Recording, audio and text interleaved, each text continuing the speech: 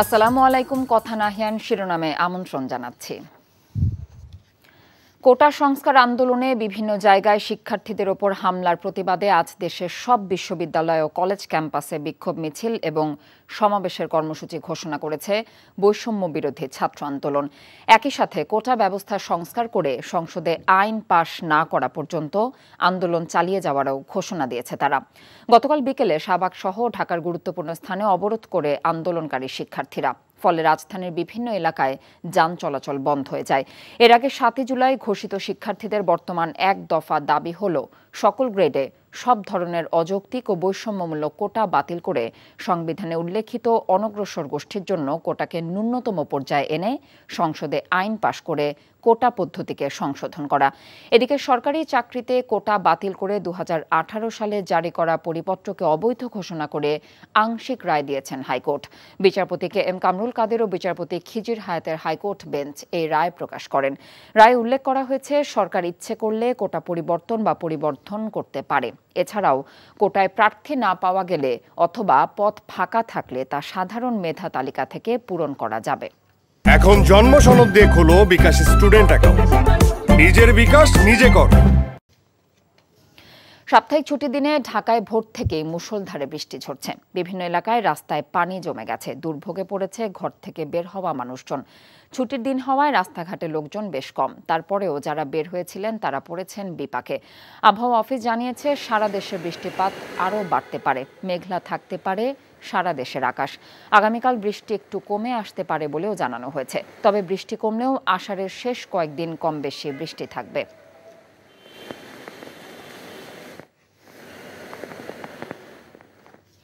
রাজধানী কারওয়ান বাজার এলাকায় আছেন আমাদের সিনিয়র করেসপন্ডেন্ট আপেল শাহরিয়ার। আমরা সরাসরি যুক্ত হচ্ছি তার সাথে। আপেল, সকাল থেকেই তো দেখছি ঢাকায় মুষলধারে বৃষ্টি পড়ছে। আবহাওয়া অফিস কি বলছে, কতক্ষণ থাকতে পারে বৃষ্টি?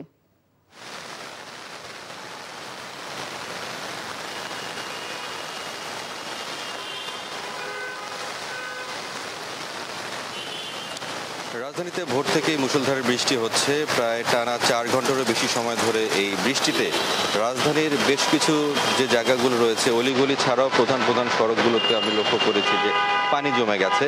এই জন্য যারা প্রয়োজনে ঘর থেকে বের হয়েছেন, আপনি জানেন যে আজকে সাপ্তাহিক ছুটির দিন, এই জন্য মানুষজনের বাইরে বের হওয়ার সংখ্যাটা কিছুটা কম। তারপরে যারা প্রয়োজনে বের হয়েছেন তারা ভোগান্তির মধ্যে পড়েছেন। বেশ কয়েকজনের সঙ্গে কথা বললাম, তারাও বলছেন যে তারা বাড়ি থেকে বের হয়ে যে পানি জমে গেছে সেখানে তারা ভোগান্তি। তারপর তারা মনে করেছিলেন যে প্রধান সড়কে আসলে হয়তো বা এই জলাবদ্ধতা তারা পাবেন না। তবে অনেকেই বলছেন যে প্রধান সড়কেও এসে তারা দেখেন যে জলাবদ্ধতার সৃষ্টি হয়েছে। পাশাপাশি বলে রাখি যে আজকে কিন্তু 18তম শিক্ষক নিবন্ধন পরীক্ষার লিখিত পরীক্ষা।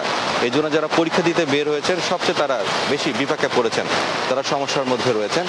তো বলে রাখি যে এই সময়টিতে আসলে যে যানবাহনের সংখ্যাও কিছুটা কম, যারা বের হয়েছেন তারাও বিপাকে পড়েছেন। এছাড়াও যারা বিকল্প পন্থায় অর্থাৎ রিক্সায় যোগে যে গন্তব্যে যাবেন তাদেরকেও লক্ষ্য করলাম, তারা দিকে অভিযোগ করলেন যে রিক্সা ভাড়াটাইও আসলে কয়েক গুণ বাড়িয়ে দেওয়া হয়েছে।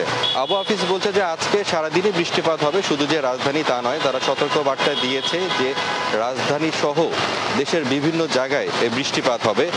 আবহাওয়া অফিস বলছে যে মৌসুমী বায়ুর যে শক্তিশালী যে প্রভাব তারা লক্ষ্য করছেন, এই কারণে এই যে ঝড়ো বৃষ্টিপাত রাজধানী সহ দেশের বিভিন্ন জায়গায় সেই বৃষ্টিপাতটি হচ্ছে।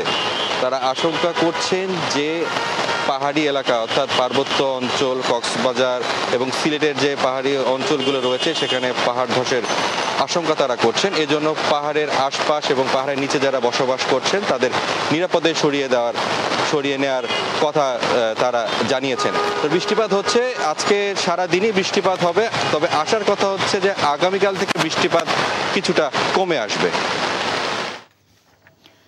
রাজধানীর আবহাওয়ার খবর জানছিলাম। এখন জন্ম সনদ দিয়ে খোলো বিকাশ স্টুডেন্ট অ্যাকাউন্ট। নিজের বিকাশ নিজে কর। এদিকে ভারী বৃষ্টিপাতে নদ নদীর পানি বাড়ায় জামালপুর, গাইবান্ধা, কুড়িগ্রাম, সিরাজগঞ্জের বন্যা পরিস্থিতির অবনতি হয়েছে। নতুন করে তলিয়ে যাচ্ছে নিচু এলাকা। বাসাবাড়ি থেকে পুনরায় আশ্রয় কেন্দ্রে যাচ্ছেন দুর্গতরা। জামালপুরের যমুনা সহ অন্যান্য নদ নদীর পানি বৃদ্ধি অব্যাহত থাকায় সার্বিক বন্যা পরিস্থিতির অবনতি হয়েছে। গত ৩ দিন বন্যার পানি হ্রাস পেলেও আবারও পানি বৃদ্ধি পাওয়ার চরম দুর্ভোগে পড়েছে বানভাসীরা। পানি কমায় যারা বাড়ি ঘরে ফিরে গিয়েছিল তারা আবারও আশ্রয় কেন্দ্রে ফিরতে শুরু করেছেন। দেওয়ানগঞ্জ, বকশীগঞ্জ, ইসলামপুর, মেলান্দহ, মাদারগঞ্জ ও সরিষাবাড়ী উপজেলার 50টি ইউনিয়নের প্রায় 3 লাখ মানুষ পানিবন্দী অবস্থায় রয়েছে।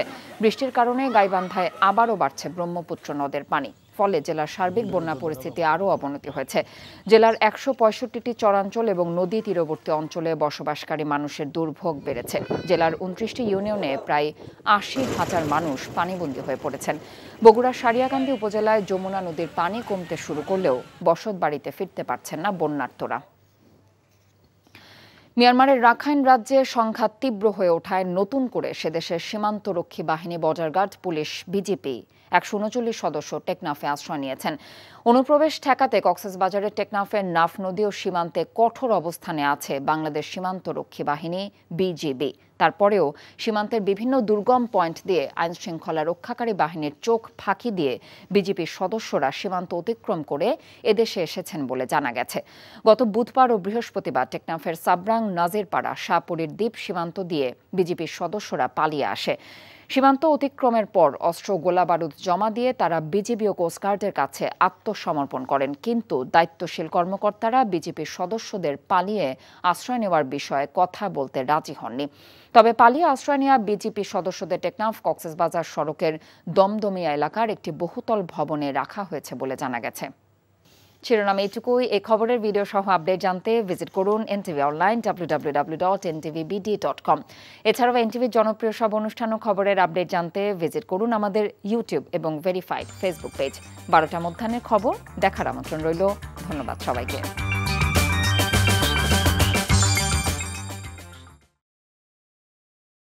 ভালোবাসাটা কি জানো? 1 মণ দুধের মধ্যে 1 ফোঁটা গরুর চোনা। এই 1 ফোঁটা গরুর চোনা যেমন 1 মণ দুধকে নষ্ট করে দেয়, ঠিক সেরকম ভাবে প্রেম ভালোবাসাটা তোমার ক্যারিয়ারটাকে একদম নষ্ট করে দেয়। তোর জন্য কেন আমার এত টান, তুই ছাড়া কাঁদে আমার অবুঝ পরাণ। দূরে গেলে বুকে ভালোবাসা জাগে, তোর জন্য আমার বড্ড মায়া লাগে। তুমি আমার কাছে টাকা চাইতেছো, সেরকম আমারও তোমার কাছে একটা চাওয়া আছে। স্যার ইভেন এটাও বলছে যে আপনি নাকি পড়াশোনা ভালো মতো শেখান না।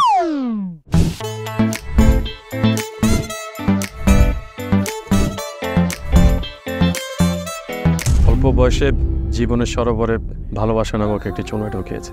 তারপর থেকে আমার জীবনটা নষ্ট। মানুষের জীবনের তাগিদে মাঝে মধ্যে দূরে সরে যেতে হয়, আবার জীবনের প্রয়োজনে ফিরে আসে। আমিও ফিরবো।